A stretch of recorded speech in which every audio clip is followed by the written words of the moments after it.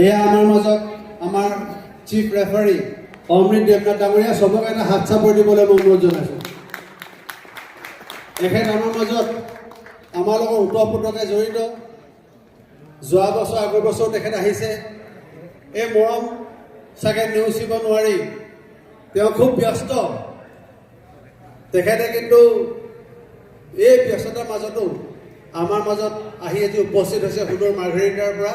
তাৰ কাৰণে মই তেওঁক প্ৰথমতেই এই মঞ্চ আমাৰ অৱতীৰ্ণ সমিতি হৈ ধন্যবাদ জ্ঞাপন কৰিছোঁ। তেখেতক এখন চেলেঞ্জ চাদৰ আৰু মমেণ্টৰে আমি তেওঁক ফেলিচিট কৰিব বিচাৰিছোঁ। নিশিতা চেতিয়া, এয়া অমৃত দেৱনাথ ডাঙৰীয়া, ষ্টেট ৰেফাৰী।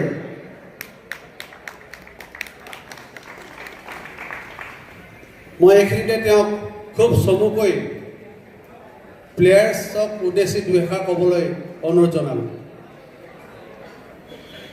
নমস্কাৰ। লখিমপুৰ ডিষ্ট্ৰিক্ট ফিজিক স্পৰ্টছ এছ'চিয়েশ্যনৰ সকলো মেম্বাৰ আৰু বিষয় বিভাগ আৰু লখিমপুৰবাসী সকলো ৰাইজক মোৰ ফালৰ পৰা নমস্কাৰ জ্ঞাপন কৰিলোঁ। মই অলপ ফিটনেছৰ বিষয়ে ক'ব বিচাৰিছোঁ। আজি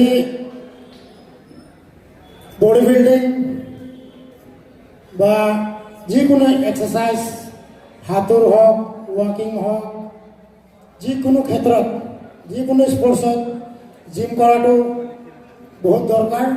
আৰু অসমত আপোনালোকে সকলোৱে গম পায়, চাৰিওফালে বেয়া খোৱা, ড্ৰাগছ, মদ, গুটখা সেইবিলাক খাই খাই ল'ৰা ছোৱালীবিলাক বৰবাদ হৈ আছে। তো বডি বিল্ডিঙৰ লগত যদি আপোনালোকে জড়িত থাকে, তো আপোনালোকৰ এই বেয়া খোৱা, মদ খোৱা সেইবিলাকৰ পৰা আপুনি ধুনীয়া এটা উদ্দেশ্য লৈ আপুনি আগবাঢ়িব পাৰিব। আৰু মোৰ একচুৱেলি মাইকত ক'ব ইমান হেবিট নাই, তাৰপিছতো অলপ ক'ব বিচাৰিছোঁ।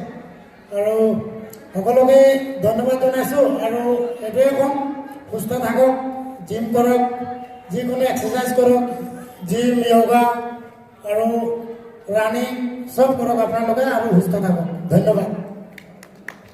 ধন্যবাদ, এটা মিঠা বাৰ্তা দিলে। আৰু আমি তেখেতৰ আসন গ্ৰহণ কৰিবলৈ অনুৰোধ জনাইছোঁ। আমাৰ মাজত মুখ্য চিফ